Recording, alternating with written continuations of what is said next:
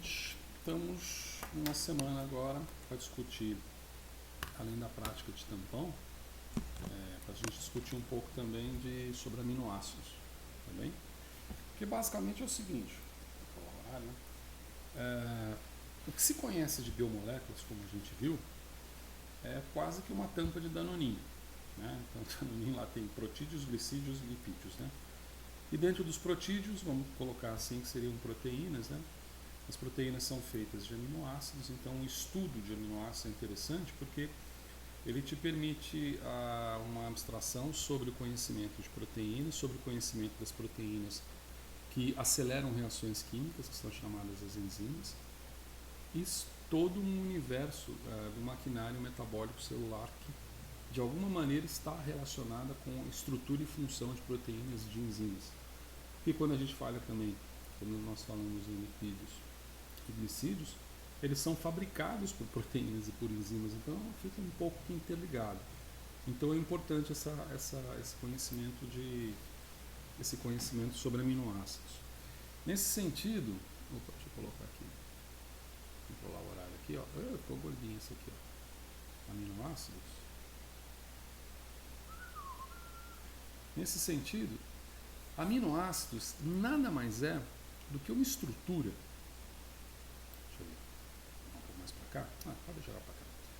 Uma estrutura em que eu tenho um grupo amino de um lado, tá? E um grupo ácido do outro lado. Tá? O ácido, especificamente, é um ácido carboxílico, é por isso que dá o nome da estrutura ácido, tá? E o grupo amino é o que dá o nome para a estrutura amino. No centro desta questão, ou melhor dizendo, no centro dessa estrutura, você tem um carbono, tá certo? E esse carbono, ele é sempre ligado a um hidrogênio, e como o carbono precisa de 4 ligações, no caso simples, para serem formadas, uma vez que eu já tenho 3 aqui, né? Eu preciso de mais uma ligação para completar a regra do octeto aqui do carbono, com seus 4 elétrons emparelhados, que é um grupo que o pessoal costuma colocar como grupo R. Tá? Esse grupo R é R de radical. Vou colocar para cá assim. Esse grupo R é um R radical, talvez seja um termo meio radical, mas é um termo herdado da química. É um grupo radical, um grupo não é radicalar, mas um grupo radical, e que é basicamente o que vai definir o quão os aminoácidos são diferentes entre si. São conhecidos, a partir do código genético, combinações de bases nitrogenadas que possibilitam em tripletes, ou seja, em 3 bases nitrogenadas, a produção de um aminoácido, dos 20 possíveis que o código genético permite. E esses são os que participam, portanto, da estrutura de proteínas. Tá? Mas se você for dar uma olhada em solos, e se você for dar uma olhada na riqueza microbiana, são para mais de 350 aminoácidos que existem por aí, e algumas variações estruturais a partir desses aminoácidos, algumas das quais nós veremos. Tá? Mas basicamente o que você tem é essa estrutura aqui. Se a gente imaginar agora que essa estrutura tenha, por exemplo, hidrogênio diferente de amina, diferente de ácido carboxílico, diferente desse R aqui, se você tiver esse R que não seja um hidrogênio, você pode dizer que os 4 grupos, né, que estão em torno do carbono central são distintos. E nesse sentido você confina a estrutura como tendo atividade óptica. Ou seja, você pode ter aqui o que se chama de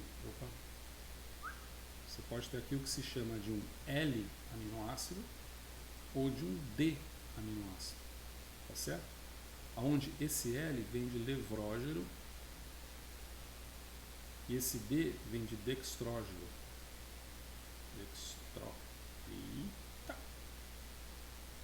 Dextrógero, certo? Onde levrógero diz respeito ao desvio, a à esquerda, e dextrógeno diz respeito, desvio à direita. Do que? Do que se chama de luz plano polarizada.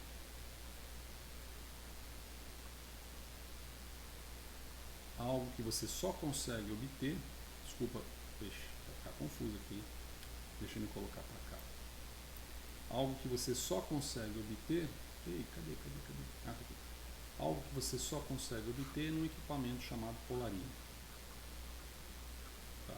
Como a ideia desses vídeos é apenas uma ideia introdutória, não vamos substituir livro nenhum que nós não somos doidos.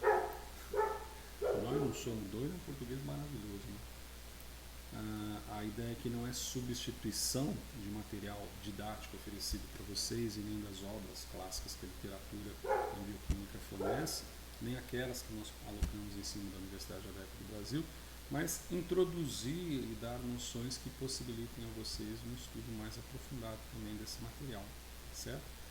Mas, continuando para não enrolar, por causa do tempo, basicamente o que nós temos na estrutura de um aminoácido é que essa variabilidade dos 4 grupos substituintes, desde que tenha 4, que é a exceção, tem um aminoácido que esse R aqui é um hidrogênio, então ele não tem atividade óptica, os demais passam a ter atividade óptica, e essa atividade óptica ela está totalmente relacionada, deixa eu manter o amarelo aqui, totalmente relacionada à atividade biológica.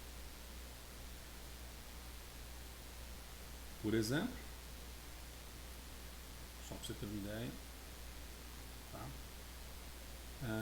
Em animais superiores, de modo geral, você tem os L-aminoácidos como sendo funcionais.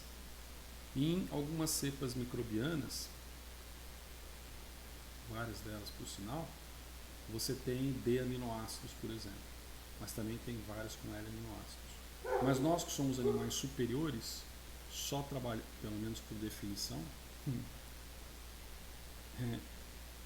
só conseguimos trabalhar enzimaticamente, metabolicamente, com os chamados L-aminoácidos, tá certo? Bom, então a grande graça aqui na verdade você tem aqui atividade óptica, como eu coloquei em amarelo, né, propositalmente, para colocar que isso é condizente à estrutura do aminoácido. Uma outra propriedade, vamos colocar que isso aqui é a propriedade, uma outra propriedade que surge,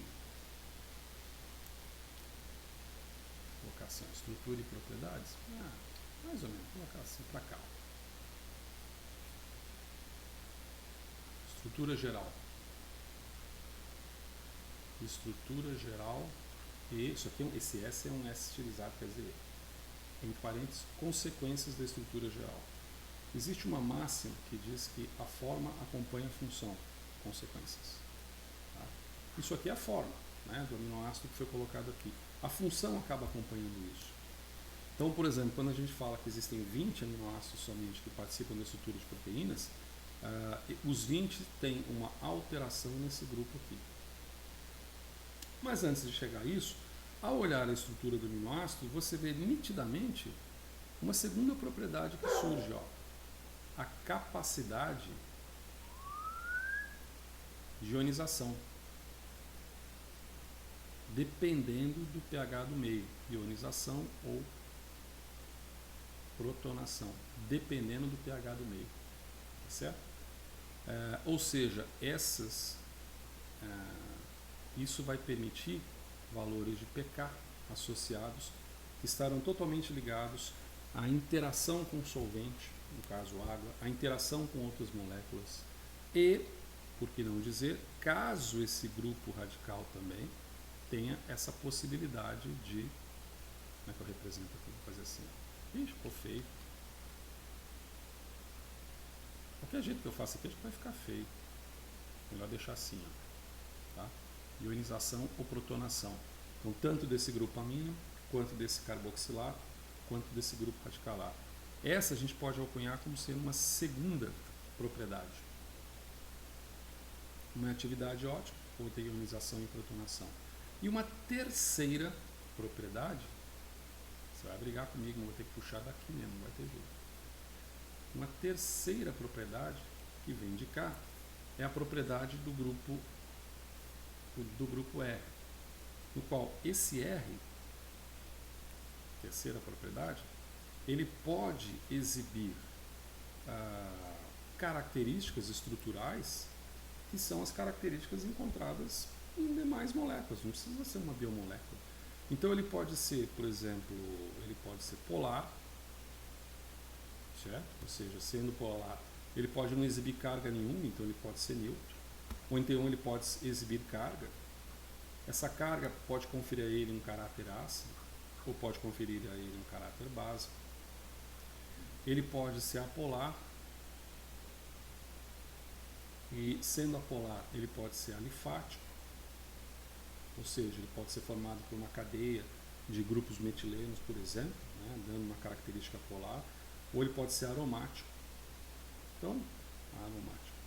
Via de regra, tudo, arrisco dizer isso quase na sua virtualidade, tudo que se conhece a respeito de proteína está embasado no conhecimento de aminoácidos, como eles se manifestam ligados entre si em um formato tridimensional, mas na essência das suas propriedades, tá certo? A essência das propriedades de um aminoácido reflete os peptídeos que deles são formados, as proteínas que deles são formadas, as suas atividades biológicas, tais como enzimas ou sem enzimas. A insulina é uma proteína, a menor delas que nós temos, e tem as suas funções biológicas associadas à forma com que ela se liga no seu receptor de membrana celular, a forma com que algumas enzimas reconhecem determinadas regiões num processo de processamento que ocorre depois da tradução, tá, de RNA para proteína, e uma série de outras propriedades. Tá? Então eu queria deixar dessa forma aqui, para ilustrar para vocês que o conhecimento que vai ser passado em relação a aminoácidos, peptídeos, proteínas e enzimas, ele está embasado em 3 grandes características dos aminoácidos, das quais 2 são essenciais e que tem, vamos dizer assim, um número de consequências e aplicações maiores do que a atividade óptica. Porque a atividade óptica vai definir se o metabolismo vai trabalhar ou não vai trabalhar em cima, ou um processo industrial, por exemplo, de separação do L para o D. Mas na prática mesmo, tanto na bancada de pesquisa, como pesquisador, como na atividade industrial, seja ela qual for que envolva aminoácidos, o conhecimento da capacidade dele se ionizar ou não em solução aquosa, que é essa segunda propriedade, e o conhecimento do grupo R, que tem um nome que eu esqueci de colocar aqui, quase que eu esqueço, que é chamada cadeia lateral. Cadeia lateral. Opa, deixa eu colocar aqui. Cadeia lateral. Tá certo? Então, o que é representado aqui por cadeia lateral é esse R, ao passo que essa estrutura aqui, vou colocar assim, cadeia lateral, bem pequenininho aqui, cadeia lateral, ao passo que essa estrutura aqui que não contém a cadeia lateral, o R, o grupo radical, ela é chamada de esqueleto carbônico. Esqueleto carbônico. E é comum, estrutura comum, a todos os aminoácidos que se conhecem. Todos vão apresentar essa estrutura aqui. Certo? Obrigado. Até mais.